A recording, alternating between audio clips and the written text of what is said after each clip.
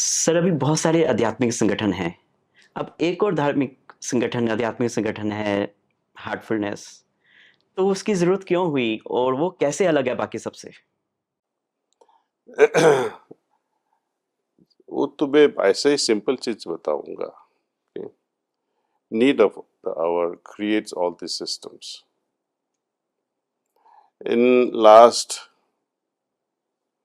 few millennia, there has been no change in approach of especially Indian philosophies and the practical approach. Maybe 10,000 years and nothing much has changed. जो हुआ पहले से सब रचा गया। And we pride in what is old. But when it comes to real life, we want the latest. हाँ, हमने क्या किया? पूर्वजों ने तो बहुत अच्छा किया, ठीक है। उन्हीं का गान गाते रहो। हमने क्या किया? Then the question arises, if you go through all the philosophies, the various approaches, let me give you examples. Lord Buddha, he talks of nirvana. Okay.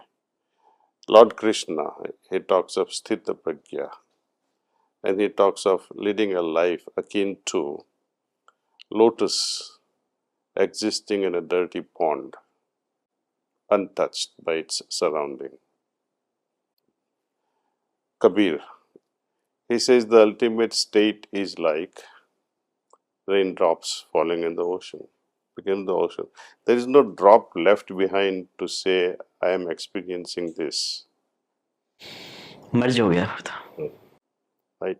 So this also explains in a way, तो पहुंच गया उसे पूछो मत कैसा है वो बता.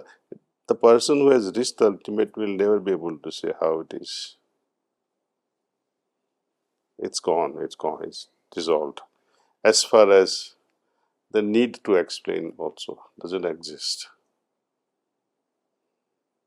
Okay, coming back to this, Mahavira, he also describes the final state as Kaivalya. So you can say all these things. Everyone has described the final state in their own language and with their own understanding. Has anyone said how to? मैं भी कई बार प्रवचन सुनता था, मैं कहता ये सब लोग बात तो करते हैं लेकिन करें कैसे? ये तो कोई बताए भाई। So this is heartfulness.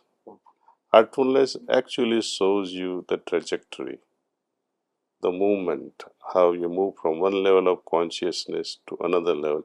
And how do you define consciousness? Earlier, Dr. Dhoti was telling they don't even know where this consciousness exists. Is it localized? Is it cosmic? How would you even define consciousness? To me, in a very simple way, I would say consciousness, it's simply degree of awareness. Both are same or not? Awareness and consciousness. Yes.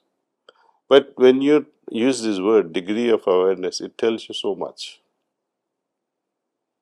That by that it also means degree of unawareness. Right? Highly evolved person, as we were talking on compassion, you become aware of others' pain. Is it enough? Highly evolved person with consciousness will see that, okay, I perceive this, I see this, and become aware. But he will also figure out how to solve the riddle. I would say that one of the highest levels of awareness is when you see the other as yourself. Yes, yourself. And once you're there, Oneness as well, exactly, because you cannot not care for yourself. yeah. And I think that's a very powerful thing. But of course, our ego often gets in the way of that. And that's where all the work begins.